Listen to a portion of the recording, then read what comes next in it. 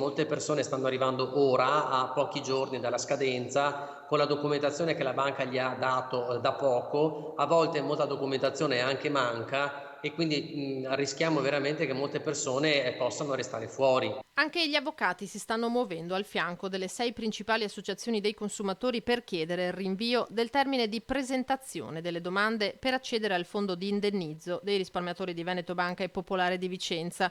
La data del 18 febbraio era stata spostata al 18 aprile per le incertezze che il procedimento presentava inizialmente.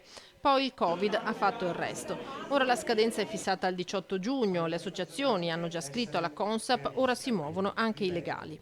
Anche noi avvocati siamo circa un centinaio, ci siamo un po' conosciuti a seguito del processo contro Zonin e altri, del processo di Popolare di Vicenza. Ci siamo parlati e abbiamo convenuto che anche per noi sarebbe opportuno quanto chiesto già dalle più importanti associazioni dei consumatori, e cioè fare questo rinvio a dopo il 18, magari anche un mese, per consentire di, dar sfogo a tutte quelle pratiche che si sono bloccate a seguito anche del periodo del coronavirus. 1,5 miliardi di euro l'ammontare del fondo, migliaia le pratiche già inoltrate e molte altre ne stanno arrivando. Il nostro appello è proprio per le persone, e va loro consentito a tutti di fare questo accesso. Non si tratta di speculatori, si tratta di persone veramente della porta accanto che sono caduti in questa rete, ecco.